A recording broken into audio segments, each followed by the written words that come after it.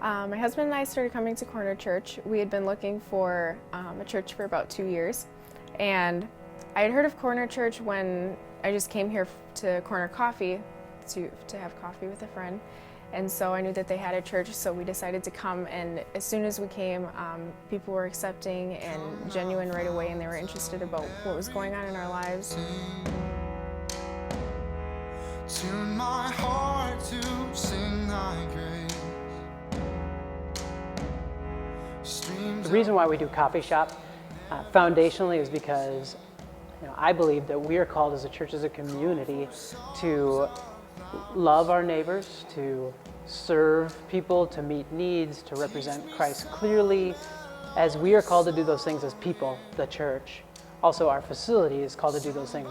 We don't have to be weird. We can actually be something that people love and care about and would call their own. And that's what we're called to do as people, and that's what we get to do as a building or as a facility as well. Fount of God's unchanging love.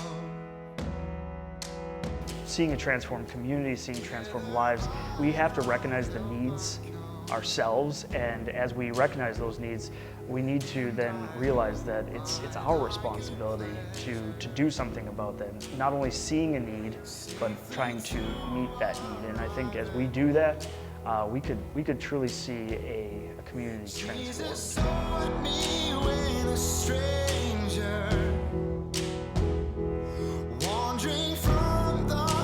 I really appreciate the community aspect of Corner Church. I don't think I've ever been a part of a church that really seems to exemplify the body of Christ like Corner Church does. It really seems like a lot of the people who attend here are genuinely concerned for other people who attend and get invested into those people's lives.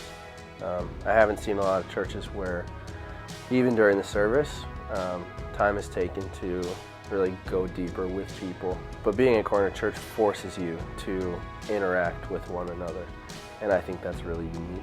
I feel like at times when I have gone to different churches, there's like this politeness barrier, or people just aren't sure of each other, and so it takes longer almost to get to know people. But because we sit down and interact throughout the service, I feel like people already just let that wall down, and so you're able to connect a lot more quickly.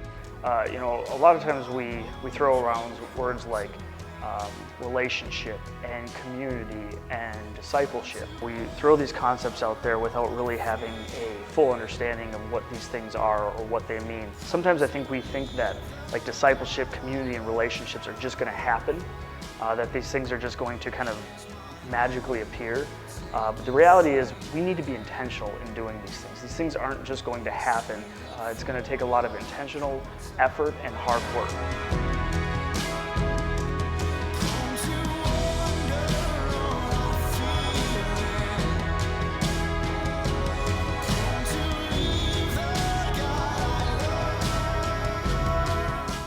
Everyone cares for one another, and so I feel very drawn to that. I feel drawn to a place where I'm connecting with people on a regular basis, and I can be real with what's going on in my life, and people are real with what's going on in theirs, and we can just grow together and sharpen each other and really just live in community with one another as much as possible.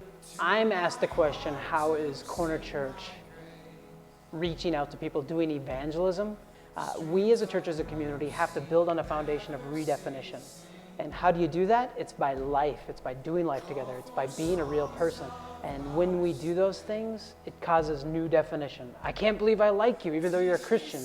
I can't believe you're important to our community, even though you're a church. Once that starts to happen, then the walk from not a follower of Christ to becoming a follower of Christ, not involved in the church, to being a part of the church can really happen. Every week I am continuously challenged and encouraged by the messages and by the people, and you talk to people every week and you ask them about, how was your last week, is there anything that you want prayer for, and then throughout the week you are able to continue to pray for them, knowing them the next Sunday you'll be able to see them and ask them how they're doing again. Not only that, but I realize that church isn't just on Sundays, and we spend tons of time with each other and different people throughout the week. And so you're able to create that kind of church atmosphere wherever you go. It's not about what can I get out of the Sunday gathering, but what can I give to the Sunday gathering. Part of that is, going with the mentality of I'm going to encourage people that I come in contact with. I'm going to build them up. I'm going to teach them. We have to switch this as, this idea of consumption versus giving. And if we go into the Sunday gathering with this mentality of, it's all about what I'm going to get, we're really going to miss the picture. Church isn't about us necessarily. It's about God and the body of Christ, and that we should find everything we need in Him, and He'll take care of everything else. In services that I've gone to before, I've sat down, listened to the message, and tried to think about it throughout the week, but most of the time just forgetting.